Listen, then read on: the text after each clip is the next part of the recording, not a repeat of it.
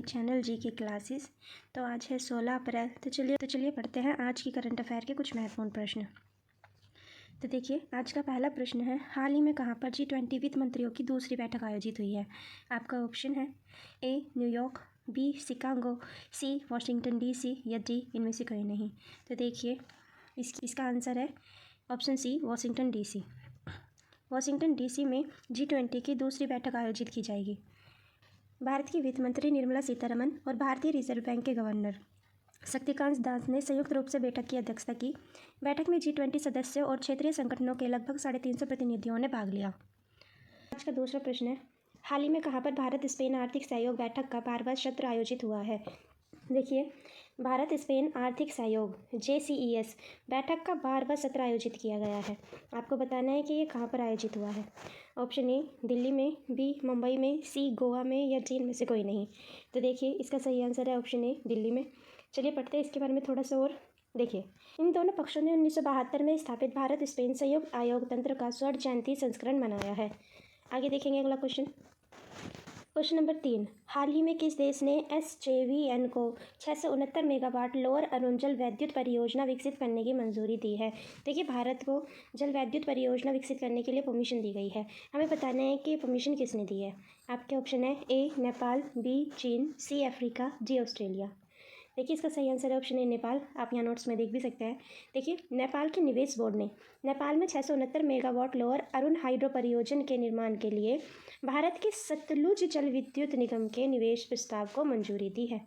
आगे पढ़िए इसके बारे में और। नेपाल के प्रधानमंत्री पुरुष कमल दहल की अध्यक्षता में निवेश बोर्ड की 53वीं बैठक में SJVN के 92.68 बिलियन नेपाली रुपए के निवेश प्रस्ताव को मंजूरी दी गई थी। देखिए, किसने ये परमिशन दिया है। नेपाल के PM पुष्प कमल दहल ने। ठीक है, आगे देखेंगे अगला प्रश्न। क्वेश्चन नंबर 4, हाल ही में किस देश के खगोल शास्त्री एडुआर्डो शाबरगर पोप्यू ने सूर्य की नई तस्वीर जारी की है। तो देखिए, ये वहाँ के खगोल शास्त्री का नाम है, ये आपके लिए इंपॉर्टेंट है। नाम है एडुआर्डो शाबरगर पोप्यू। इन्होंने सूरज की एक नई तस्वीर जारी की है। तो ये किस देश के हैं। तो देखिए, आपके ऑप्शन है A Argentina, B America, C Japan, D Bharat. तो देखिए, ये अर्जेंटीना के हैं और इन्होंने सूरज की एक नई तस्वीर जारी की है। यहाँ पे आप तस्वीर देख सकते हैं, ये सूरज की एक नई तस्वीर इन्होंने जारी की है। देखिए, क्वेश्चन नंबर 5, हाल ही में कहाँ पर भारत गौरव ट्रेन को हरी झंडी दिखाई गई है। ऑप्शन ए दिल्ली में, बी असम में, सी त्रिपुरा में, डी इनमें से कोई नहीं। तो देखिए, दिल्ली में भारत गौरव ट्रेन को हरी झंडी दिखाई गई है। ट्रेन कौन सी है। भारत गौरव ट्रेन। पढ़िए इसके बारे में। देखिए, एक विशेष पर्यटक ट्रेन होगी, ठीक है, जिसमें पर्यटक जाया करेंगे, जिसको नई दिल्ली से हरी झंडी दिखाई गई है। इसे हरी झंडी दिखाई किसने है। देखिए, पर्यटन मंत्री किशन रेड्डी ने। कहाँ पर हो रहा है ये, दिल्ली में।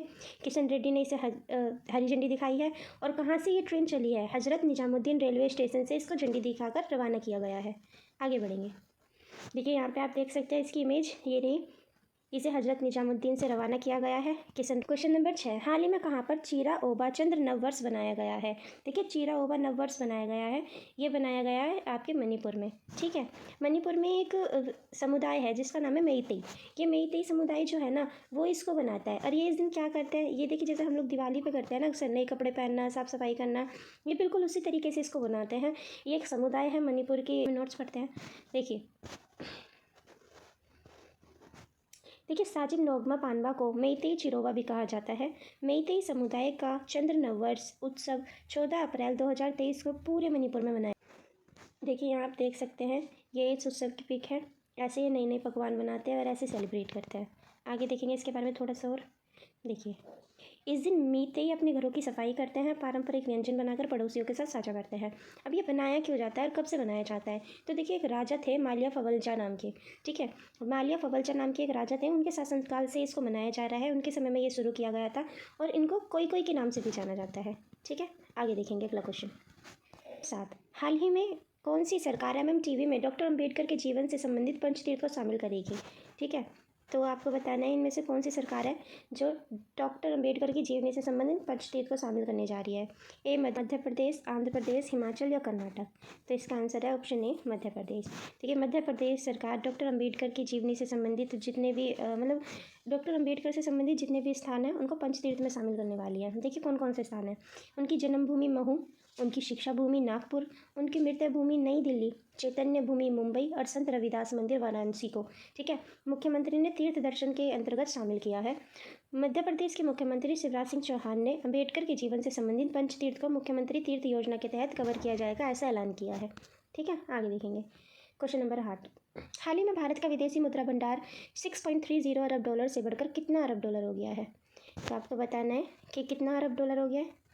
6.30 अरब डॉलर से बढ़कर ये कितना हो गया है? ऑप्शन ए 584.75 अरब डॉलर हो गया है। आगे देखेंगे क्वेश्चन नंबर 9। हाल ही में किस राज्य ने 15 अप्रैल 2023 को राज्य दिवस मनाया है? तो देखिए इसका आंसर है ऑप्शन बी, हिमाचल प्रदेश। देखिए हिमाचल प्रदेश हर साल 15 अप्रैल को, कब? 15 अप्रैल को अपना राज्य दिवस मनाता है। इंपॉर्टेंट क्वेश्चन है, हिमाचल प्रदेश 15 अप्रैल को अपना राज्य दिवस मनाता है। कब से बना रहा है ये? तो यहाँ देखिए इसने साल 1971 में राज्य का दर्जा प्राप्त किया था। हालांकि प्रांत का निर्माण वर्ष 1948 में हुआ था। देखिए इस दिन को राजधानी शिमला में एक भव्य परेड कराई जाती है। 10। हाल ही में भारत से कौन क्रोएशिया और स्लोवेनिया कल 4 दिवसीय यात्रा करेंगी? भारत से कौन जाएंगी यात्रा करने? इसका आंसर है ऑप्शन ए, मीनाक्षी लेखी। ये जो मीनाक्षी लेखी, देखिए क्रोएशिया के बारे में थोड़ा सा जानते हैं। देखिए क्रोएशिया एक मध्य और दक्षिणी पूर्व यूरोप के चौराहे पर एक देश है, ठीक है। इसकी जो तट है ये पूरी तरह से एड्रियाटिक सागर पर स्थित है। अब यहाँ देखिए यह उत्तर पश्चिम में स्लोवेनिया, उत्तर पूर्व में हंगरी, पूर्व में सर्बिया, दक्षिण पूर्व में बोस्निया और हर्जेगोविना और मोंटेनेग्रो की सीमा बनाती है, और पश्चिम और दक्षिण पश्चिम में इटली के साथ एक समुद्री सीमा साझा करती है, ठीक है। आगे पढ़ेंगे अगला क्वेश्चन। हाल ही में विश्व कला दिवस कब मनाया गया? 15 अप्रैल, 12 अप्रैल, 11 अप्रैल या 10 अप्रैल? हाल ही में कला दिवस कब बनाया गया है? तो देखिए 15 अप्रैल को वर्ल्ड आर्ट डे बनाया गया है, ठीक है, यानी कला दिवस मनाया गया है। कि बनाया क्यों जाता है? ये कला के विकास और प्रसार और आनंद को बढ़ावा देने के लिए हर साल 15 अप्रैल को विश्व कला दिवस मनाया जाता है। इंटरनेशनल एसोसिएशन ऑफ आर्ट ने इसकी शुरुआत करी थी और दुनिया भर में रचनात्मक गतिविधि को बढ़ावा देने के लिए इस दिन को निश्चित किया गया था। क्यों और मनाया क्यों जाता है? ये मनाया जाता है लियोनार्डो द विंची, नाम देखिए, लियोनार्डो द विंची के जन्मदिन के उपलक्ष्य में मनाया जाता है, ठीक है। 15 अप्रैल को इनका जन्मदिन होता है। इनके जन्मदिन के उपलक्ष्य में वर्ल्ड आर्ट डे मनाया जाता है, ठीक है। विशेष तिथि 2012 से बनाई जा रही है। ये जो 15 अप्रैल बनाया जा रहा है सन 2012 से बनाया जा रहा है। वर्ल्ड आर्ट डे 2012 से बनाया जा रहा है।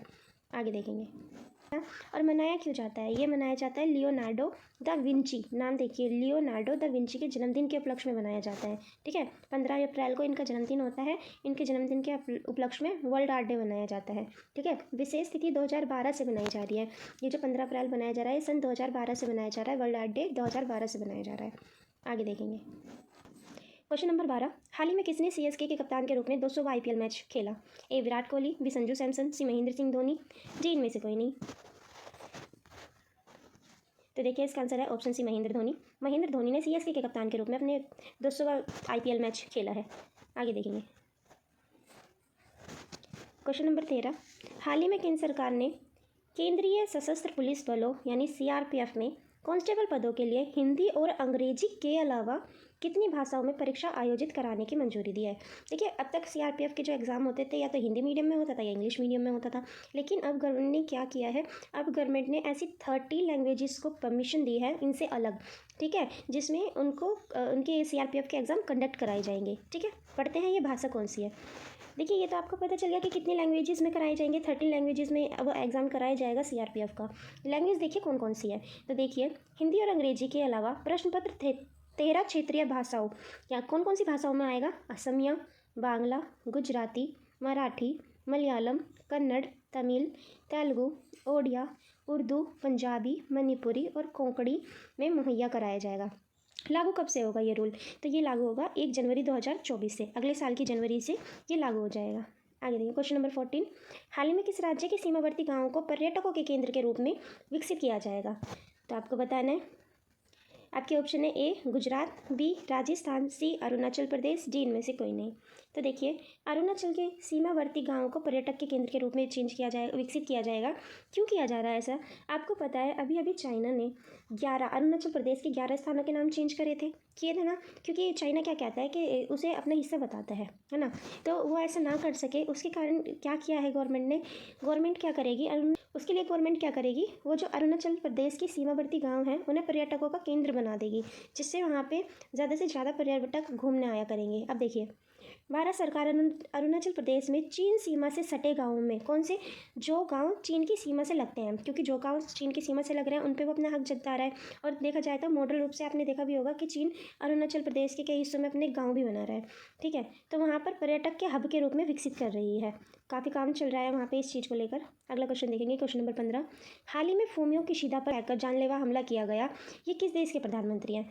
तो देखिए, ये फुशिदा किशिदा है, इन पर भी जानलेवा हमला हुआ है, आपको बताना है ये किस देश के हैं। देखिए, आपके ऑप्शन है चीन, जापान, नेपाल या इनमें से कोई नहीं। तो देखिए, जापान के पीएम है, जापान के पीएम है और नाम क्या है इनका, फूमियो किशिदा, नाम याद रखिएगा, फूमियो किशिदा। देखिए यहाँ पे इनकी फ़ोटो देख सकते हैं, ये फूमियो किशिदा है जो जापान के पीएम है। इन पर हाल ही में एक जानलेवा हमला किया गया है,